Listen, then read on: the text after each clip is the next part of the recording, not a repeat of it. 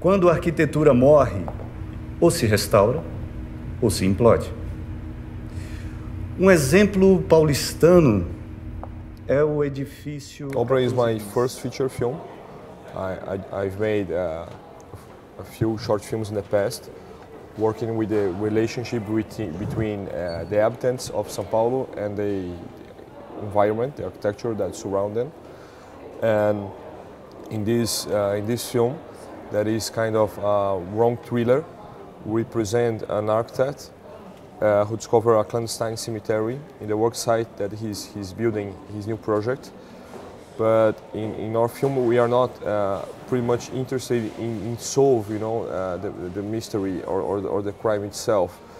But as this terrain belongs to his family, we are more interested in follow this character and dealing with this really important moral issue, how someone will face and what he do, after he presents the situation. I think another subject that we approach in this film is the question of the memory of the city itself. Every time I came to Europe, we realize there is memory in every corner, is all around us. But Brazil is a relatively new country, especially São Paulo. And São Paulo is a city really focused in the daily life. It not concerns much about past issues. And in this narrative, this urban narrative that we create in Obra, we have his wife who is searching for traces of the old Jesuits, the pioneers that create São Paulo. The architect is concerned working in the reparation of the old paintings that are fading away inside an old church. And of course, he discovered, these hiding fragments of people who doesn't want to be forgotten. So somehow we get the feeling that the past thing is going back to the surface and affect the life of this character. And I get the feeling that São Paulo is a really cinematographic city, and São Paulo has a lot of stories, and there is a moody, and it's strange because this is one of the biggest cities in the world, and why a filmmaker haven't shoot the city as I felt before.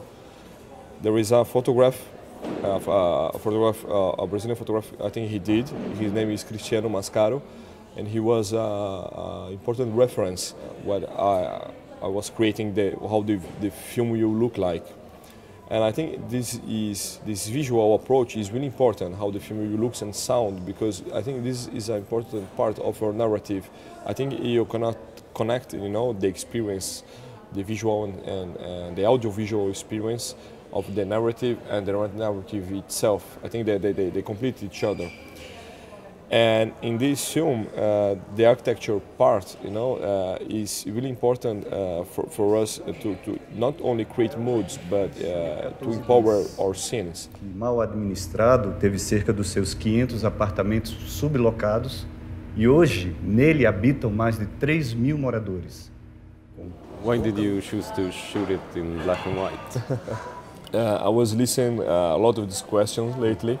My previous shorts, they are black and white. The answer is really simple. I think São Paulo is a black and white city. I live in this kind of monochromatic city. We make some tests trying to create this feeling, using all with color, but working with the absence of color. And then we realized that that's not our goal. My first idea was, my first images in order to imagine this film are black and white, and we decide to follow this approach, the whole film. And there is some interesting stories because some people watch the film and they describe colors that wasn't there. I think this kind of evolution or a continuity of how I was making my short films. We haven't had much camera movements. Well, we haven't had many at all.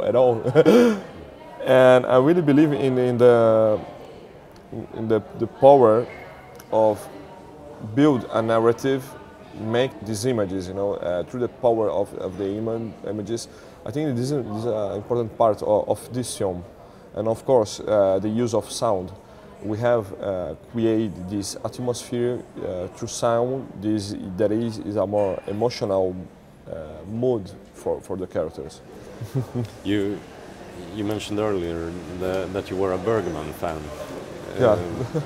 How has he affected you as a filmmaker? I think I just arrived in Sweden, but yesterday when I took the flight, I felt great, listen to the people speak the same language that I used to hear in his films. I think it's difficult to describe, any kind of Bergman interference in my work, but I think he's quite an inspiration, I think those who love his films, who are really dense, beside to have this kind of Swedish mood, and it has dealt with these kind of universal questions like life and death. I think my favorite film is Persona. We have this completely lie, the different lie that we used to have, we have in Brazil. And I think one of his films that doesn't fade away, that they keep going on screen in my mind, was Winter Light, about this preacher who decided to preach in an empty church. And it's strange because it's really difficult to make films in Brazil. And sometimes we got a feeling that we are making films for empty theaters. And we have more audience in film festivals than we have in our hometown. And I think perhaps there are some relationships between the preachers and Brazilian filmmakers. But I also quite fan of Roy Andersson, not only his previous films, who are all masterpieces, but I really love Swedish love story. And that's something that is really difficult to shoot. I think I certainly would love to rewatch his films once again here in Stockholm. If I had more time, perhaps next time I come back to the film festival, Pouca I would ventilação, love to spend more days here. concreto deteriorado e praticamente nenhuma visão. Infelizmente, o seu destino lógico, tudo indica, será a implosão.